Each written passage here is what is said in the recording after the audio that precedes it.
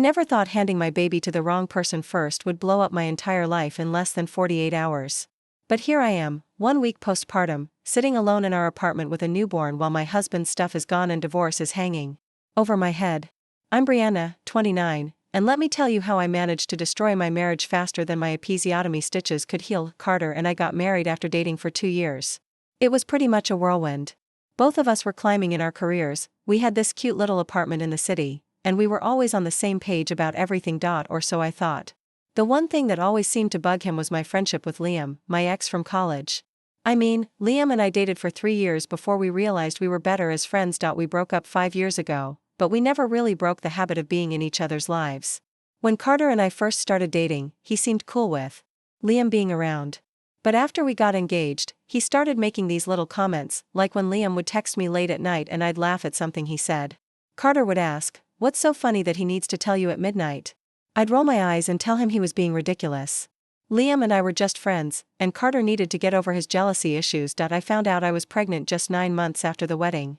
Total accident. I missed 2 pills during our friend's destination weekend. I was freaking out because we had this 5-year plan that definitely didn't include a baby in year 1. But Carter? He was over the moon. Started reading all these dad books and downloading parenting apps before I even got past the morning sickness phase. Liam had moved to Seattle for work around the time Carter and I got married, which honestly made things easier since he wasn't physically around. But 3 months into my pregnancy, he got transferred back to our city. He immediately appointed himself as my pregnancy buddy, bringing me ginger candies for nausea, and texting to check how I was feeling almost daily. Carter noticed right away. Doesn't Liam have his own life to worry about? He'd ask whenever my phone would buzz with another text. He's just being supportive, I'd say, not understanding why Carter couldn't just appreciate having another person looking out for me. As my pregnancy progressed, Liam became more and more involved. He'd show up with food when Carter was working late. He'd offer to drive me to appointments if Carter couldn't make it. He even came with us to a few of the childbirth classes when Carter had to work. Looking back, I can see now how Carter's jaw would tighten every time Liam inserted himself into another pregnancy milestone. By month 7, Carter finally put his foot down. We had this huge fight where he told me it wasn't normal for my ex to be so involved in our pregnancy. I told him he was being controlling and that Liam was just a good friend who cared about me. He's not just a friend, Brianna. He's your ex-boyfriend who's clearly still in love with you, and you're either too blind to see it or you enjoy the attention too much to stop it, Carter had said. I was furious. I accused him of trying to isolate me when I needed support the most. 3 weeks before my due date, I started having contractions while Carter was at a work conference 2 hours away. He immediately left when I called, but was stuck in terrible traffic. After timing my contractions for an hour and realizing they were getting closer together, I panicked and called Liam without even thinking twice.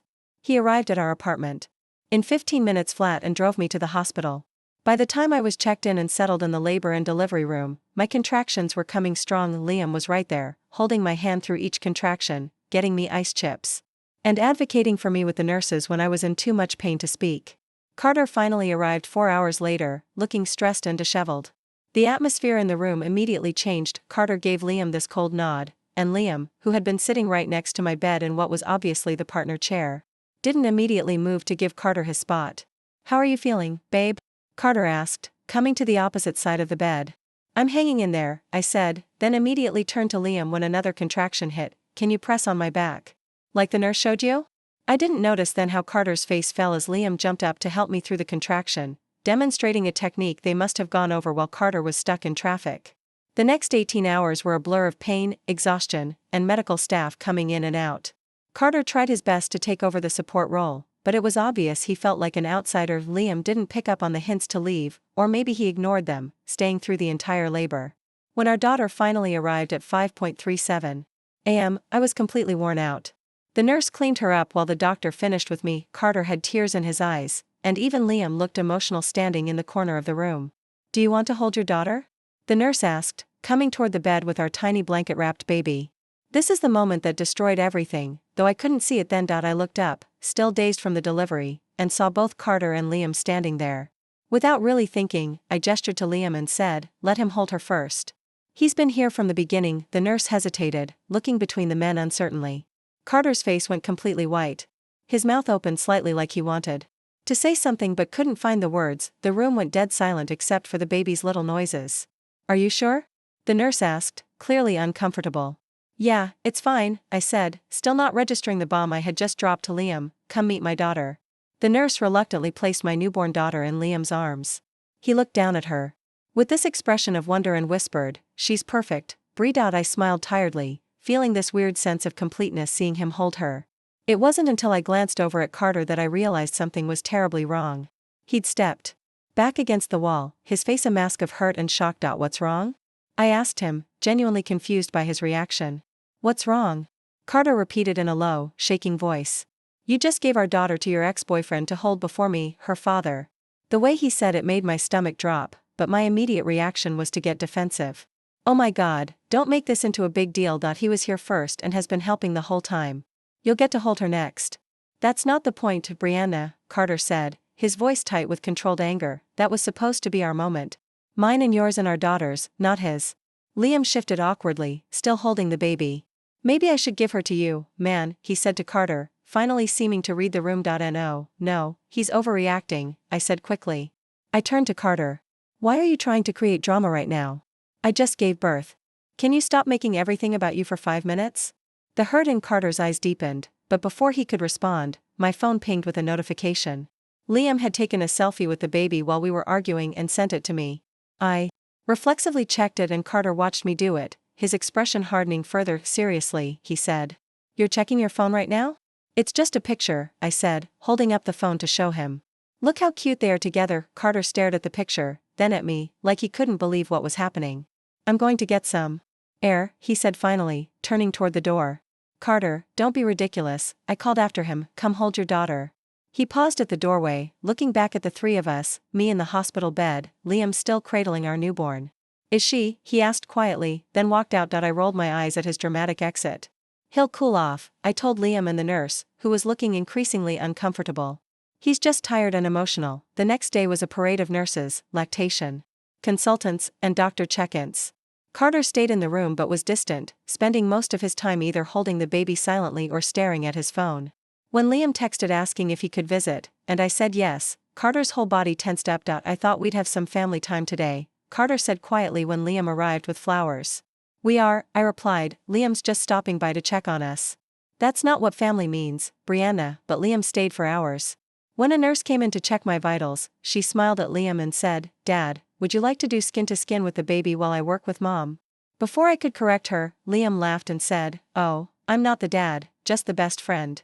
The nurse looked confused, then embarrassed. When Carter heard about the mix-up, he didn't say anything. He just took the baby from the bassinet and sat in the chair furthest from Liam. Later that evening, after Liam finally left, Carter tried to talk to me. Brianna, we need to discuss some boundaries here. What boundaries? I asked, scrolling through the pictures Liam had sent me from the day, some of which I was posting to Facebook with captions like, baby's first day with her favorite people. Liam being here all the time, the nurse thought he was the father. Don't you see how messed up this is? I looked up from my phone, annoyed. No, I don't doubt he's being supportive while you're being weirdly jealous. He drove me to the hospital, Carter. That should have been me, Carter said, his voice tight. I'm her father. I'm your husband. And I feel like I'm being pushed out of my own family before it's even started. You're being ridiculous, I said. No one's pushing you out of anything. You're making a big deal out of nothing because of your insecurities. Carter didn't say anything else that night. The next morning, he was quieter than usual but helped me shower and get ready for discharge. The doctor said we could go home around noon, so we started packing up our things. Liam might stop by today. He said he picked up some groceries for us, I mentioned casually. Carter stopped folding. Brianna, I don't want him at our apartment today. Why not? He's just dropping off groceries. Because I'd like one day, just one day, with you and our daughter without your ex-boyfriend being involved. I sighed dramatically. You're still on this? I thought you would have gotten over it by now. Gotten over what exactly? The fact that you keep disrespecting our marriage? That you care more about his feelings than mine? That you seem to want him more involved in our daughter's life than her own father? Now you're just being ridiculous, I said. Liam is just a friend who's being helpful. Carter stared at me for a long moment, like he was seeing me clearly for the first time. I need to get some air, he said finally, grabbing his jacket. I'll be back before discharge. At 11:30, I was all packed and ready to go, but Carter hadn't returned. I texted him, where are you? We're ready to go soon. No response. By noon, I was getting annoyed. The nurse came in with the discharge papers, and I had to tell her my husband wasn't back yet. At 12:30, I was genuinely worried and called Carter's phone. Straight to voicemail. By 1 p.m., I was furious and called Liam to come pick us up. When we got to the apartment, I was shocked to find Carter's suitcase gone, along with some of his clothes and his laptop. On the kitchen counter was an envelope with my name on it. I handed the baby to Liam and tore it open with shaking hands. Brianna. The letter began. I can't do this anymore. The past 2 days have made it clear that I'm not a priority in your life or our daughters. I've tried to talk to you about the inappropriate relationship with Liam multiple times, but you refuse to see or acknowledge how your actions hurt me. Having my child handed to another man before me was the final straw. That I need some space to think about whether this marriage can work. I'll be staying at my brother's place for now. I'll reach out about arrangements to see the baby. Please don't contact me for a few days. Carter. What the hell? I breathed, dropping the letter on the counter. He left? He actually left? What's wrong? Liam asked, gently rocking my daughter. Carter left. He took his stuff and left. I could feel tears welling up in my eyes. Not sad tears, angry ones. Who leaves? Their wife and newborn baby? What kind of man does that? Let me see, Liam said, leaning over to read the letter. Oh, wow. That's intense. It's completely irresponsible is what it is. I fumed. I just had a baby. His baby. And he's throwing a tantrum because I let you hold her first? Who cares who held her first? Liam shifted uncomfortably. I mean, I can see how that might have been important to him. Not you, too, I snapped. He's being ridiculous. The next morning, I posted on Facebook. Nothing shows a man's true character like how he acts when things don't go his way. Apparently, some fathers think it's okay to abandon their one-day-old daughter because they didn't get to hold her first. Single motherhood. Here I come. 3 days after coming home from the hospital, I finally got a text from Carter. I'll be by tomorrow at 2 p.m. to see the baby. Please have Liam not be there. When Carter arrived the next day, he looked terrible, like he hadn't slept in days. His eyes were red-rimmed, and he had the beginnings of a beard. Can I hold her? He asked, not even greeting me first. I handed him our daughter, and his face softened. Immediately. He sat on the edge of the couch as far from me as possible and just stared at her. So, are you done with your little tantrum? I asked. He looked up, his expression hardening again. This isn't a tantrum, Brianna. This is me finally standing up for myself after years of being disrespected. Years? I scoffed. That's a little dramatic, don't you think? No, it's not, he said quietly. It's been the same pattern our entire relationship. Liam calls, you go running. Liam needs something. It takes priority over our plans. Liam's feelings always matter more than mine. That's not fair, I protested. Liam's been helping me while you've been gone. I'm gone because you made it impossible for me to stay, Carter said, his voice tight with emotion. Do you have any idea what it feels like to watch your wife hand your newborn child to another man first? To have that moment stolen from you? For the first time, I felt a twinge of doubt. Put that way, it did sound bad, but I was still too angry and proud to admit it. You're overreacting. It wasn't that big a deal. It was to me, Carter said simply, and the fact that you still can't see that is exactly why I needed to leave. Before he left, he said he'd have his lawyer contact me about a formal custody arrangement. Lawyer, I repeated, shocked. Are you serious right now? Yes, he said. I'm filing for divorce. 3 weeks after the birth, I received divorce papers. Carter had filed on grounds of irreconcilable differences, but the detailed allegations mentioned inappropriate relationship with a third party. I was furious. How dare he imply I'd cheated on him? I called my college friend Zoe, a family attorney, and asked her to represent me. These accusations are ridiculous, I told her.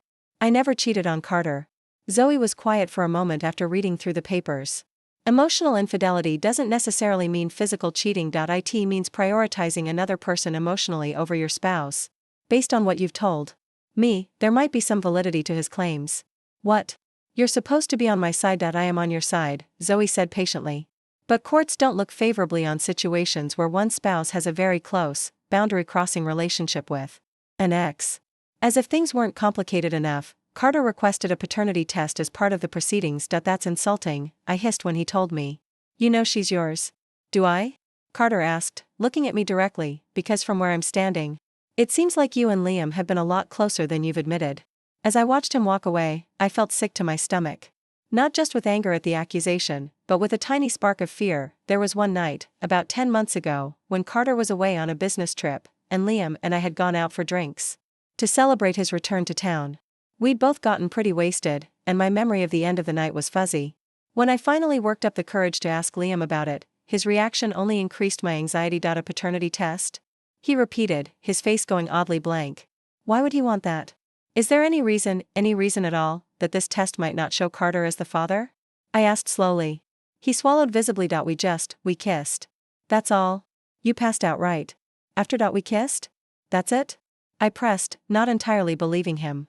Yes, that's it, he insisted, but something in his eyes made me wonder if he was telling the whole truth. The court-ordered paternity test was scheduled for when the baby was 6 weeks old. The day of the test arrived. Cheek swabs for both Carter and the baby. Those were the longest 5 days of my life waiting for results. On the 5th day, Carter called. I got the results. Can you meet me at the park near my brother's place? Carter was waiting on a bench, staring at the ground. I sat beside him, the baby asleep in her carrier. Just tell me, I said, unable to bear the suspense any longer. He pulled an envelope from his jacket and handed it to me. I opened it with trembling fingers and skimmed until I found the conclusion. The alleged father, Carter Mitchell, is excluded as the biological father of the tested child. The world tilted sideways. No, I whispered, there must be some mistake. There's no mistake, Carter said, his voice hollow. I had them run it twice. Carter. I don't understand how this could happen. I didn't think. Save it, he said, standing up. The facts speak for themselves. Please, I begged, tears streaming down my face. I honestly didn't know. I was sure she was yours. He looked down at the sleeping baby, and I saw his eyes fill with tears. So was I, he said quietly, but she's not mine, and you've been lying to me our entire marriage. I wasn't lying, I insisted. I really thought. Stop, he cut me off. Even if you didn't know for sure, you knew it was a possibility. I'm done, Brianna. What happens now? I called after him as he turned to leave. Now you call Liam and tell him he's a father.